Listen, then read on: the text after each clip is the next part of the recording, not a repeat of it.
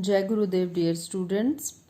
Children, you know we have already started lesson number 12, reproduction in plants, and in this chapter I have explained you about the two kind of reproduction, means asexual reproduction and sexual reproduction. And under the asexual reproduction we have studied about fragmentation. Here you know that in under fragmentation this is a Spirogyra, which is an algae, and Spirogyra will break up into different fragments. Its filaments break up into different fragments, different pieces. So each fragment grows into new plant. So this is one process, fragmentation. Second is budding. Budding also, you know, here it is an example of yeast they have given here, and this is a single cell organism, and from single cell some bud like structures originated, and they after maturity they detached from this main parent cell, and each bud will grow separately to produce a new individual. Okay, and after that spore formation, I have explained you in detail that this spore formation is present in mosses, ferns, and even fungus also. This here they have shown in case of fungus that so many spores, means in millions in number, spores are produced inside a single sporangium, and that these all the spores they spread in our environment with the help of wind and water, and they all when they fall on any kind of ground or any object, they germinate to produce new fungus plant, or we can say new fungal hypha, this kind of hypha. So children, after this I have explained you about the fern leaves also, and these fern leaves also have these all kind of sporangia. About this also we have studied, and they also able to produce spores. And after that we studied about vegetative propagation. In vegetative propagation I have explained you that how different parts of the plant they reproduce differently, means different parts of different plants they help in reproduction, asexual reproduction. Okay, so this kind of asexual reproduction is called vegetative propagation. Okay, and now today we will study about artificial vegetative reproduction.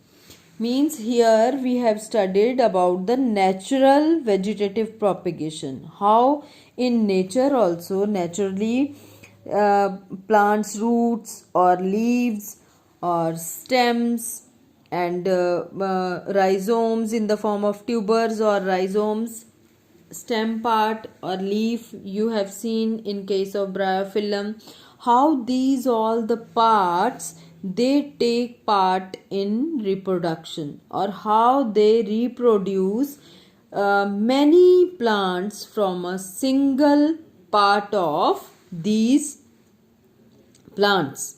Okay, so these are the natural processes, and this is an artificial vegetative reproduction, means this is an artificial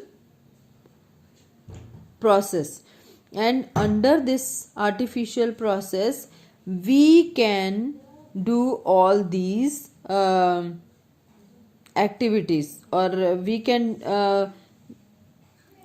we can perform different kind of these activities in which plants can reproduce. Means from a single part we can produce many many plants. Okay, so let's see what is written here. Artificial vegetative reproduction does not occur by natural means.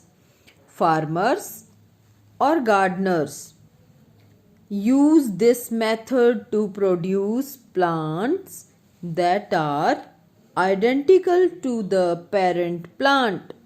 Means here the plants which are produced by artificial vegetative reproduction, they are identical. Identical means same as the parent plants. Okay, so let's see. Here also we will study about the different processes. First process is grafting. In grafting, this method of attaching a portion of one plant, which is called scion, to the stem, root or branch of another, that is called stalk. You can understand here that we can make a cut on the stem of a plant.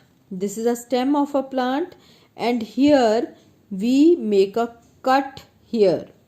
Okay, and you can see this is a second plant, this is a first plant, and here this is a second plant. It's this portion we cut and made separate. Okay, and this here also we make a cut. Means this part is called bud part, and this part is also called scion. This is a scion part, and in another stem of same plant and same variety of plant, we can say. Suppose this is a rose plant and this is also a rose plant, but both the varieties are different. Okay, suppose this plant has a rose with sweet fragrance, okay, sweet smell, and this is also a rose plant, but this rose plant has not a sweet smell, but their flowers are very big and attractive. So we want both the characteristics in single plants. So to get those both the characteristics, we are doing this kind of process which is called grafting. And in grafting, what we do, this part, bud part, we take out, and we also make a cut in this second stem, second plant, and after cutting this, then we fix this part in the second stem, which is called stalk. Okay, this is a scion and this is a stalk. Understood? So children, after making cut in this, we fix this scion in this way. And after many days, or we can say after 1 week or 10 days, you can say that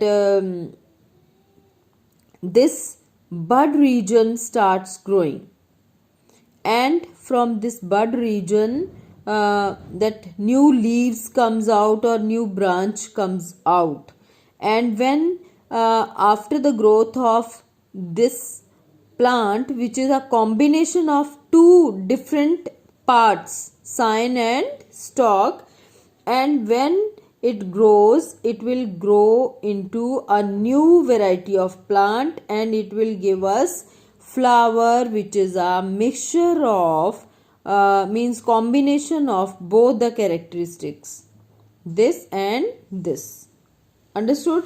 So children, to get good variety of new plants, good variety of plants, we can do grafting.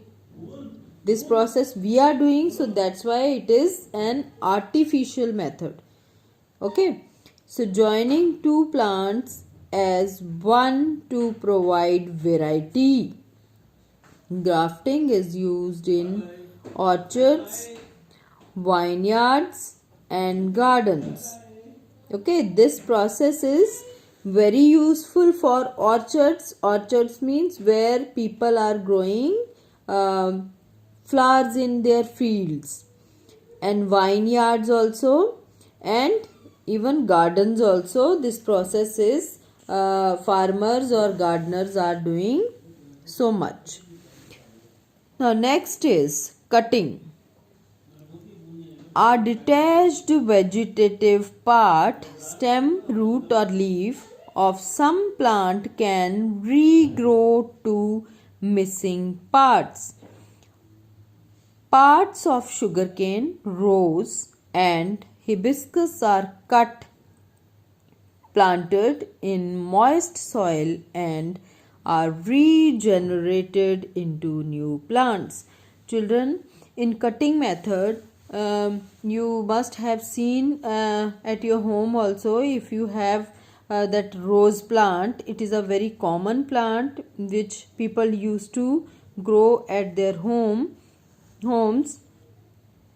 So rose plant is always we grow by cutting method. Means the stem of this plant we cut and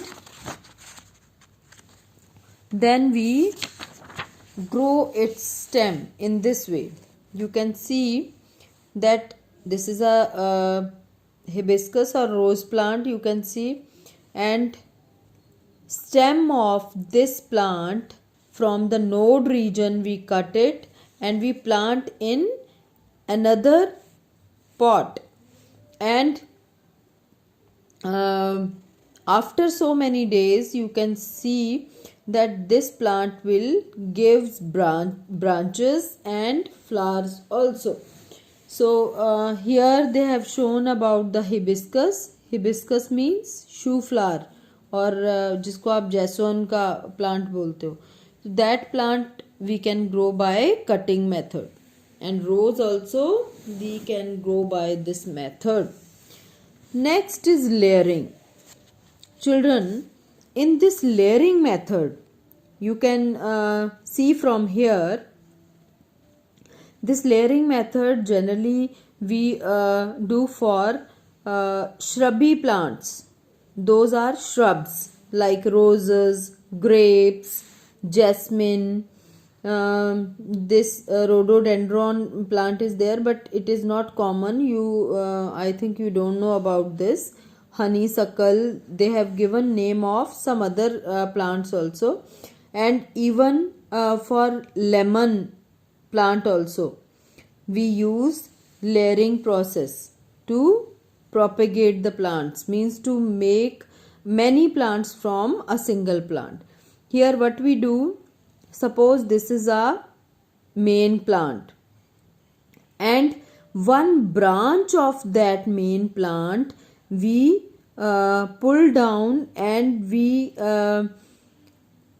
buried under the ground. Okay, and after some time automatically roots start growing from the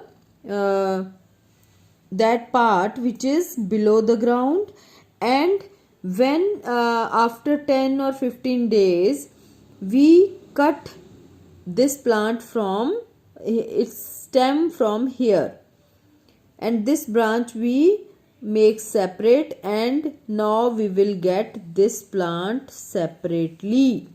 Okay, this will be the separate plant. Now for next layering also we can use its another branch. Here they have shown a single this branch, but I have already told you that this process we use for bushy plants, and in case of bushes so many branches comes out from a single point or from a single plant. So if there are many branches, from many branches we can perform this process, and we can grow many other plants from a single plant. Okay, so this is called layering process. And after this layering, fourth process is artificial process, that is tissue culture. Tissue, you know children, what is tissue? Tissue is a group of similar kind of cells which have similar structure as well as function. Okay, those group of cells we can call as a tissue that have similar structure and similar function. So tissue culture, here culture means to grow. Children, this is a some that kind of process which we can't perform at our home, or at we can say in our simple laboratory. For this process we need a special kind of laboratory. Okay, and in this tissue culture technique, what we do, we take out some tissues of a plant, means very small part of leaf, stem or root, generally growing part we take for this purpose, and we remove that part, very small part, with the help of some scissors or with the help of some special tools, and we prepare some artificial nutrient media in which that small part can grow, and then we shift that part in nutrient containing media. And after shifting that in nutrient media, then when this small part grows into a group of cells, or we can say that group of tissues, when formed, it looks differently. Then we transfer this into another nutrient media, means according to the size or structure of cells we have to change their nutrition, or we have to change their nutritional media. And when they start growing little bit, then we shift in a test tube, and we lock the test tube tightly, and after that we keep them in a light sources, not to expose to the sunlight, but we should provide some kind of light sources to them. And here they have shown that after many days small plant comes out from that part. Okay, so in this way we can grow many plants from a single part of plant. Here we have taken leaf part, so from a single leaf we can grow hundreds of plants. So that's why this tissue culture technique is a special kind of technique, but generally we don't use we don't use this technique for common plants. This technique, tissue culture technique, we generally use for those plants which are economically important, means economically important, and which are not easily growing or multiplying in the common environment, in the open environment. Okay, so those kind of plants we can grow by this method, plant tissue culture method. Okay children, but this method requires a special kind of laboratory in which special type of environment we should maintain, temperature should be maintained, or there should be airtight, or we can say there will be no entry of any kind of germs. Okay, because this technique can be spoilt, or this process can be spoilt if there is a growth of any kind of germs in this technique. So we should use so much of curiosity, or we can use so much of precautions while doing this process. Okay, so it is not an easy process. This require some special kind of labs. So children, after this, advantages of vegetative reproduction. Here what are the advantages, means इसके फायदे क्या हैं? Unlike most fruits, pineapples and bananas are not grown from seeds.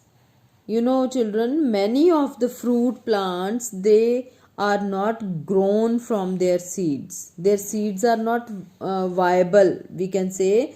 Their seeds are present there, and in some cases seeds are totally absent, and in some cases seeds are there but they are not viable, they are not able to produce new plant. So for those purposes we can use only vegetative propagation or vegetative reproduction.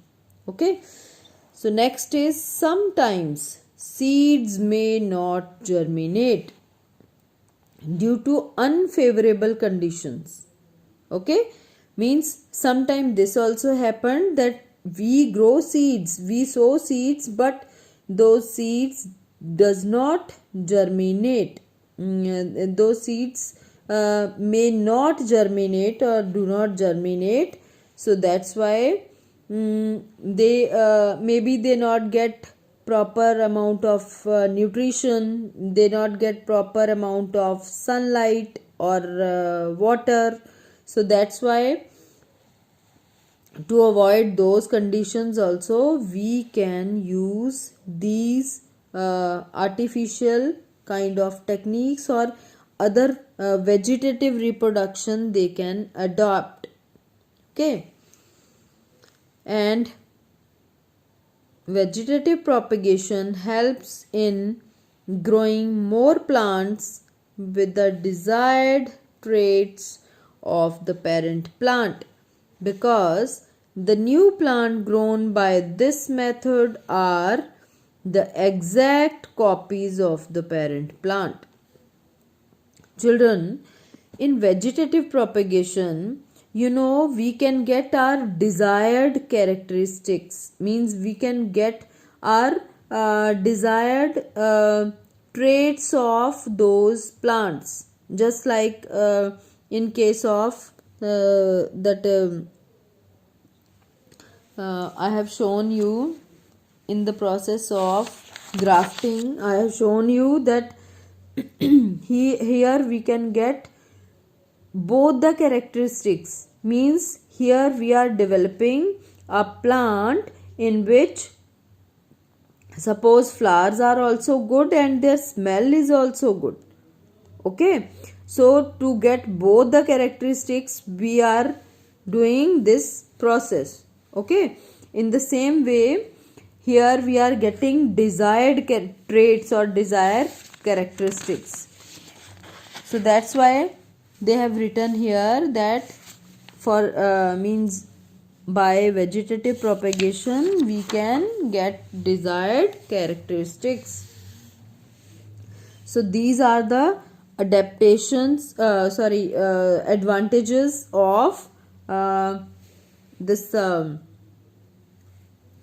vegetative propagation. Okay children, so with this our asexual reproduction is completed. Means here, up to here, we have completed our half part of the chapter, that is vegetative propagation or asexual reproduction in case of plants. So next class I'll explain you about the sexual reproduction.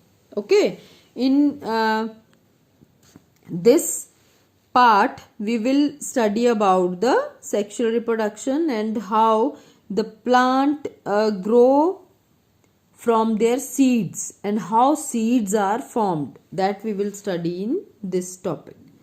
So whatever we have studied today, you just read it out, and if you don't understand anything, you can ask me during the doubt session, children, and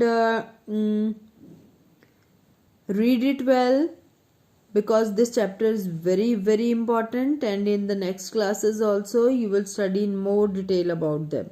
Okay, so all the methods and all the terms are very important to you.